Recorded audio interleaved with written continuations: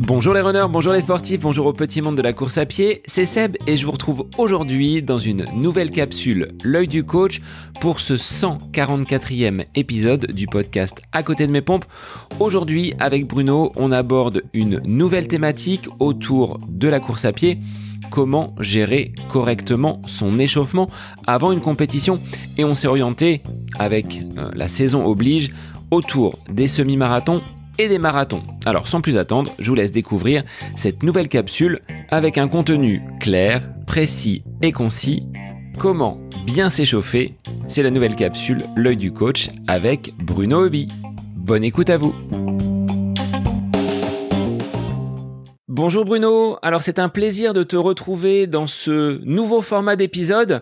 On va se poser une question à laquelle tu vas nous apporter ton éclairage en tant que coach et en tant qu'expert. Alors la question du jour, c'est comment bien s'échauffer avant une course. On va se limiter à la course sur route avec ses échéances telles que le semi-marathon, le marathon et pourquoi pas un 10 km. Peut-être qu'il y a des entraînements, des échauffements différents en fonction de ces formats de compétition. Oui, écoute, ravi de pouvoir participer à ces capsules. L'idée, c'est vrai que c'est de donner des informations bien concrètes à nos auditeurs, à ceux qui nous écoutent. Et donc, on va essayer d'être concret, succinct et de l'apporter de l'information. Donc, l'échauffement avant une course, alors, ça dépend. Ça dépend du type de course, comme tu l'as dit. Est-ce qu'on fait un 10 km? Est-ce qu'on fait un semi-marathon? Est-ce qu'on fait un marathon? Est-ce qu'on fait même une épreuve au-delà du marathon? Donc déjà, la nature de l'épreuve va induire des types d'échauffement différents. Et puis, il y a un autre paramètre aussi qui est important à prendre en compte, c'est le niveau du coureur, puisque on ne s'échauffe pas de la même manière si on court un 10 km en 30 minutes ou si on court un 10 km en 1 heure et plus. Voilà, donc ça, ce sont les deux paramètres qu'on va prendre en compte dans l'échauffement. En fait, c'est quoi la problématique? C'est l'intensité de la course à laquelle on va courir. C'est ça, en fait, qui va guider la façon dont on va s'échauffer. Plus la vitesse va être rapide et plus il va falloir soigner l'échauffement. Donc, en course sur route, sur des semi-marathons, des 10 km, des marathons, on a toujours à peu près le même schéma d'échauffement. On s'adresse à un grand public. Donc, c'est d'avoir une activation cardiovasculaire. Donc, on va commencer par un footing relativement lent.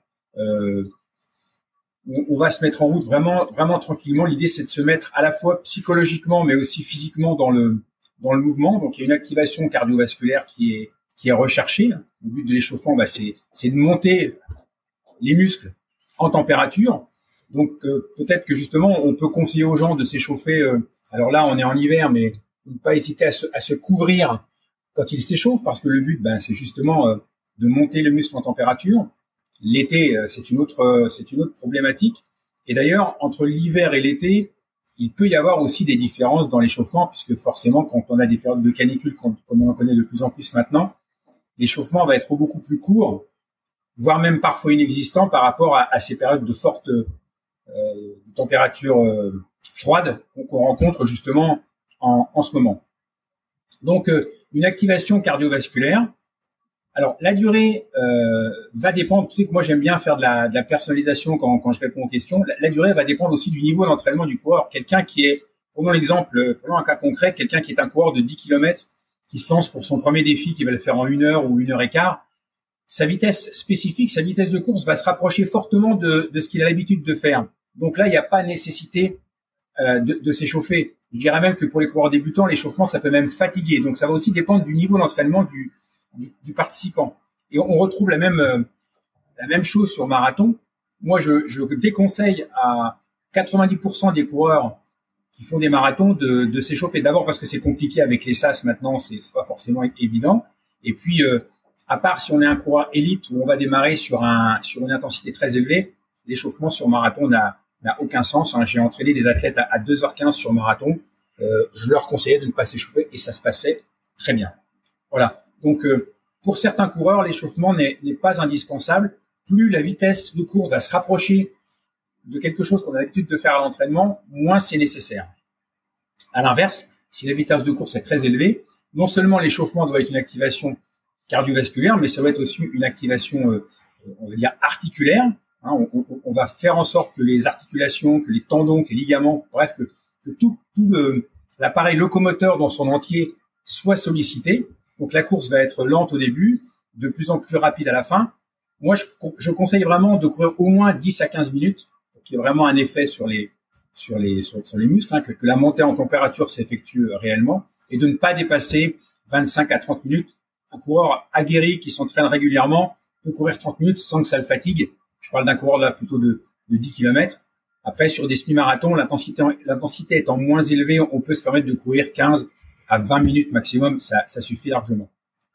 En fonction de l'intensité de la course, je conseille de faire ce que j'appelle des déroulés. Donc ça porte bien son nom. On va dérouler la foulée. Donc ce sont des accélérations qui ne sont pas brutales, qui sont plutôt progressives, où on va donc activer un peu plus l'appareil locomoteur. On va avoir un peu plus d'amplitude dans le geste. Donc on va reproduire quelque chose que le corps va être en devoir de faire après. Donc il y a aussi un échauffement qui est neuromusculaire, c'est-à-dire que voilà, on va activer une amplitude d'effort qui fait que quand on va avoir besoin d'être plus actif et d'être plus dynamique pendant la course, le cerveau aura enregistré l'information et les muscles seront plus disposés à être prêts. Donc quelques déroulés, 4, 5, 6, progressifs de plus en plus vite, voilà, qui vont vraiment mettre l'organisme et le coureur en situation de courir un peu plus vite. Donc là encore, des différences. Sur un 10 km, il faut que ces déroulés soient assez dynamiques. Sur semi-marathon, ça l'est un peu moins. Et sur marathon, comme j'ai déjà dit, voilà, franchement, je déconseille de le faire. Ça n'a pas vraiment d'intérêt. Je pense qu'il vaut mieux économiser son énergie pour la compétition. Alors, je ne sais pas si tu vas me poser la question. On a coutume de voir les gens faire ce qu'on appelle des gammes. Donc ça, c'est quelque chose qui est très pratiqué dans les clubs. J'ai déjà eu l'occasion de m'exprimer là-dessus. Moi, je suis pas pour ce genre d'exercice parce que les gammes, ce sont vraiment des exercices techniques qui doivent être réalisés avec une grande précision. C'est pas forcément utile pour, je dirais, 95% des coureurs. Et donc, moi, je ne conseille pas de faire ce genre de choses avant l'échauffement et encore moins pendant l'échauffement, avant une séance d'entraînement et encore moins avant une compétition. Est-ce qu'il est préférable de réaliser un échauffement en solo ou en groupe? Bonne question. Et c'est un peu la même réponse que quand on parle d'entraînement. C'est vrai que le fait d'être en solo, on va se concentrer sur son effort. Moi, j'aime bien m'échauffer seul parce que ça me permet de me concentrer, de rentrer dans ma bulle. Où je vais m'échauffer avec quelqu'un qui aura la même attitude que moi, c'est-à-dire qui sera lui aussi dans sa bulle, qui courra à la même vitesse que moi. Donc, le fait d'avoir quelqu'un à mes côtés ne va pas perturber ma vitesse, mes routines, mes habitudes. L'inconvénient de l'échauffement en groupe, c'est qu'on peut parfois aller trop vite, on peut se laisser un peu griser, qu'on n'est pas forcément concentré sur ce qu'on va faire. Moi, je recommande plutôt de s'échauffer seul ou de s'entraîner en groupe à condition de bien connaître les autres, qu'ils soient du même niveau, qu'ils soient dans cette même démarche, dans cette même logique de s'échauffer, de se concentrer et d'être vraiment à ce qu'ils font. Dernière question, Bruno, pour rester dans un échauffement optimum, à quelle distance, à quel timing on doit le terminer pour ensuite débuter sa course, sa compétition? Alors là encore, ça va dépendre des contraintes de la compétition. Est-ce que la zone de départ est accessible facilement, de plus en plus maintenant, on a des courses de masse où c'est compliqué d'arriver au dernier moment. Donc ça, c'est quelque chose qu'il faut prendre en compte. Mais je dirais que 5 à 10 minutes avant le départ, l'échauffement doit se terminer par justement ces déroulés qui sont assez dynamiques.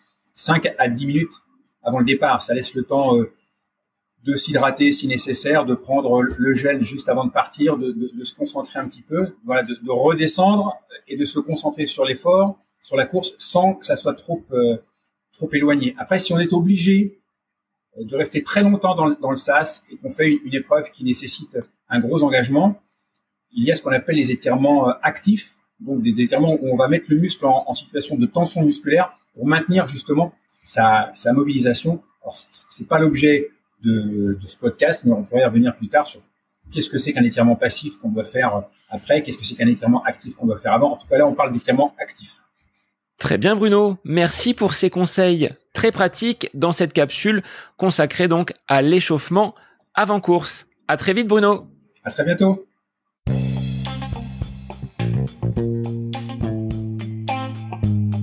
Cette capsule L'œil du coach avec Bruno Heuby est désormais terminée. Merci à vous pour votre écoute, mais également pour vos retours à l'issue de ce premier format d'épisode la semaine passée. N'hésitez pas à nous transmettre vos questions, vos interrogations via les réseaux Facebook, Instagram. N'hésitez pas à venir nous soumettre vos idées pour de prochaines capsules. Belle semaine à vous!